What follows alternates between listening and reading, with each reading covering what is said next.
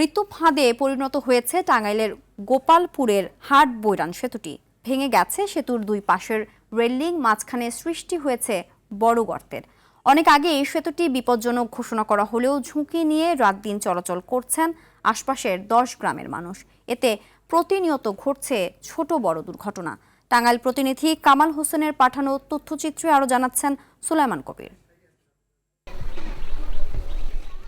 90-এর দশকে টাঙ্গাইলের গোপালপুর উপজেলার বৈরান নদীর ওপর দুটি পৃথক সেতু নির্মিত হয়। তবে পানি উন্নয়ন বোর্ডের নদী খননের ফলে পশ্চিম সেতুটি অনেক আগেই ধসে পড়ে। এরপর থেকেই চলাচলের জন্য পূর্ব পাশে সেতুটি হয় স্থানীয়দের একমাত্র ভরসা। তবে দীর্ঘদিন সংস্কারের অভাবে সেতুটি বর্তমানে চলাচলের অনুপযোগী হয়ে পড়েছে। ভেঙে গেছে সেতুর দুই পাশের রেলিং, বড় গর্তের সৃষ্টি হয়েছে পাটাতনে।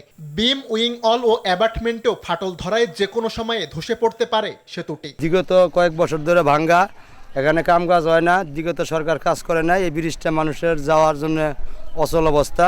এই ব্রিজটা যদি আজকে ভেঙে যায় তাহলে আমার মনে হয় যে আমার হাতে মাগুলাতে ঘুরে জানাবো, নাহলে চন্দ্রবাড়িতে ঘুরে গোপালপুর যাইতে হইব। স্কুল কলেজের পোলাপান এই ব্রিজটা ভেঙে গেলে ব্রিজটা পার হয়ে যাবে না।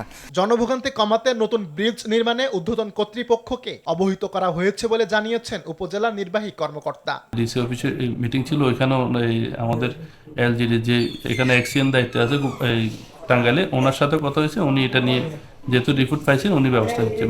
দ্রুত নতুন ব্রিজ নির্মাণ করে স্থানীয়দের ভোগান্তি লাঘব করবে প্রশাসন, এমনটাই প্রত্যাশা ভুক্তভোগীদের। সুলাইমান কবির, RTV।